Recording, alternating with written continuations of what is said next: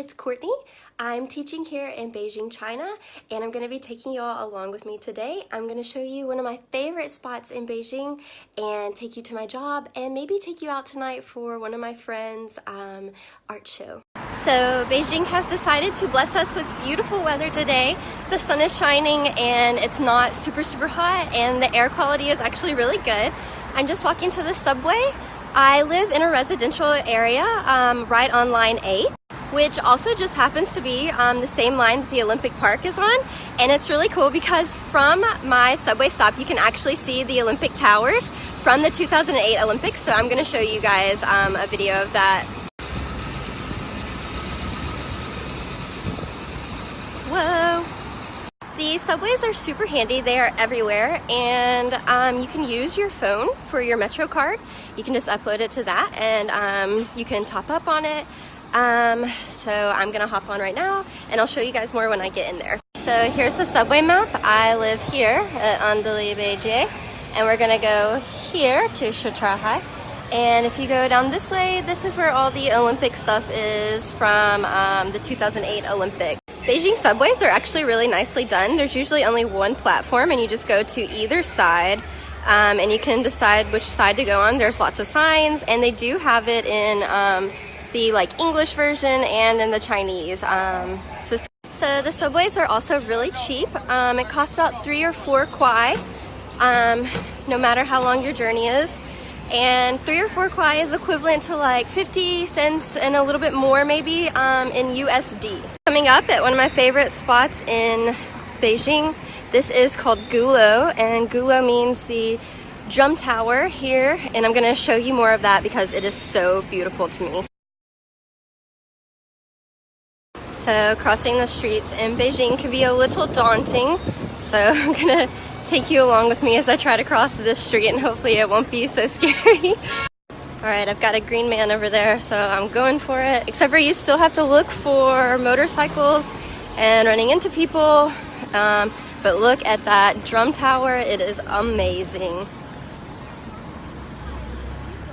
So when you walk in, there's this nice little park area, and people gather here at night and during the day, playing this game that I don't actually know the name of. It's really fun. And here is the bell tower, and when we turn the other way we have the amazing drum tower. And to me this is just an amazing piece of architecture here that's still lasting in Beijing, untouched, and I could look at it literally every day. So the drum and bell tower were built in the year 1200 or something, and they were originally made to tell time and to be musical instruments. Over time, obviously, they have kind of degraded. The drum tower originally had 27 drums, but I think today only one still exists in good condition, which is so sad, but they're actually doing a really nice job of keeping this piece of architecture preserved and beautiful. This area is one of my favorites because it's not so much of a heavy tourist attraction. You won't find very many foreigners here, mostly just local Chinese. And the area surrounding has so many beautiful shops and restaurants, and it's so fun to come here with friends. Lit up at night, this place is so beautiful, and there's a really good Yunnan restaurant around one of these corners that we go to that has amazing homemade rice wine. I highly recommend it. If you're ever in Beijing, let me know and I will come. So I've just popped over here in this shade because the sun is starting to get so hot. But I was going to answer a few questions that you guys probably have about me and how I got to China. So this is my second time in China. I studied abroad my sophomore year of college. I studied in Shanghai, and it was an amazing experience, and I knew that I wanted to come back. And Beijing, well, China in general really, has a great market to start off teaching. I'm able to save about half my paycheck, maybe even a little bit more. But I did the first few months not save anything because we booked a trip to Bali just because of the way that our vacation times fell. I actually found my job through Adventure Teaching, which is a recruiting company, and I love them so much that I actually interview for them now. So if you're thinking about teaching in China or even in South Korea, we do both. You can definitely set up an interview or email us, follow us on Instagram. So I know that some people have not so good experiences with recruiting companies for China. My word of advice is just you may trust your company, but I would still look up the school and find out as much as you can on your own.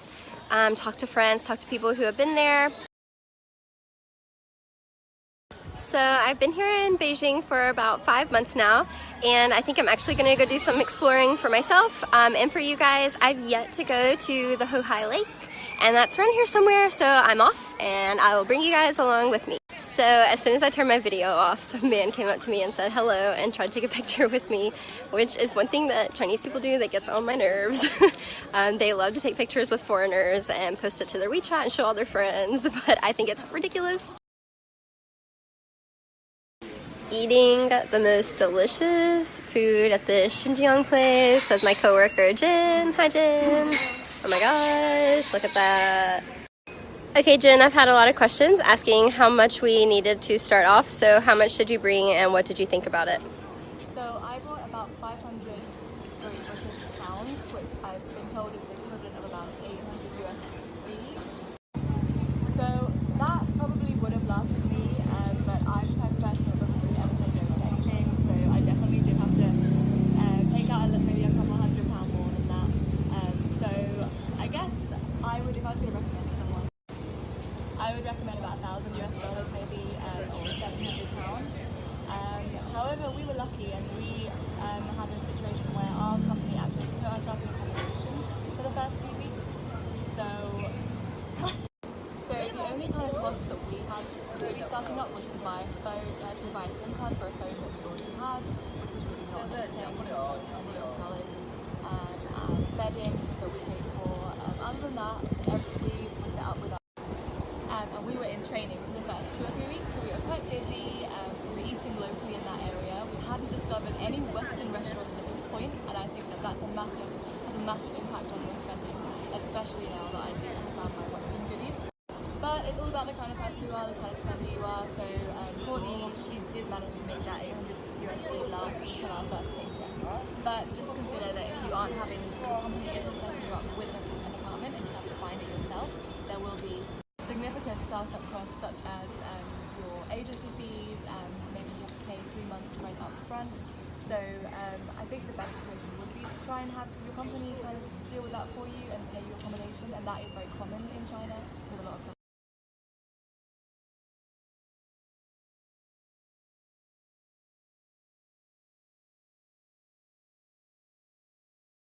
So I got a question asking what 5 things I wish I had known before I came to China, and honestly I don't think really anything, because I have studied the language, I knew a lot about the culture, I studied abroad, so nothing really. So I'm going to move this question. So the main thing that I really wish I had known before I moved to China was how little English actually people speak in a city like Beijing, and I did not think that this was going to be a problem. But yeah, I've kind of had a lot of situations where I feel like I would have gotten a better deal or just had more of an opportunity if I'd spoken the language. I did do a lot of learning, about 3 months of kind of app Chinese learning before I came, but I honestly just wish that I had known more, because the doors that open for you if you do speak Chinese, it's just crazy the amount of doors that would open, and situations that would be so much easier if you didn't know the language. All the apps where you have to read Chinese, everything is done on apps in Beijing, and if you don't read the characters, it can be a real big problem. I always have to go to a Chinese colleague to help me out just to order basic things online. So that was the main thing I really wish I'd studied more before I came, is the language. The second main thing is what I would have packed. So I would have packed so much less clothing, because you can buy it out here, and I would have taken way more pharmaceuticals, skincare products, everything that is from my home country, because it's very hard to find those things. So things like paracetamol, all of your cold and flu medicines, all of the brands that you're used to. There's so many pharmacies here, and you're not going to be in trouble if you don't have them, but I just felt personally better with all of the brands that I knew and was comfortable with. Same goes for dried foods. So I really like to cook risotto, and I really like couscous, and flavoured couscous, and these are the 2 things that I really can't find here, or they're just very, very expensive. So just dried foods like that, things that you think you might be able to find, and you can research that online before, like. So I'm just walking home now. We actually didn't have class. because we're switching from the summer schedule to back to our like normal term. I left a little too late. I don't think I'll make it to the art show. So I need to go do responsible things like wash some clothes and plan my lessons for tomorrow because we start back regular classes tomorrow, which is so exciting. So I'm back home, and I normally opt to cook my own dinners just because I find that Chinese food is not the healthiest, and the portion sizes are quite large sometimes, so maybe overeating. So I usually cook dinner or lunch at home.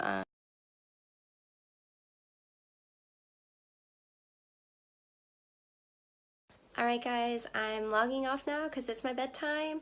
Send me any more questions that you have about Beijing or teaching in China, and follow me on Instagram. Hope you guys enjoyed it as much as I did.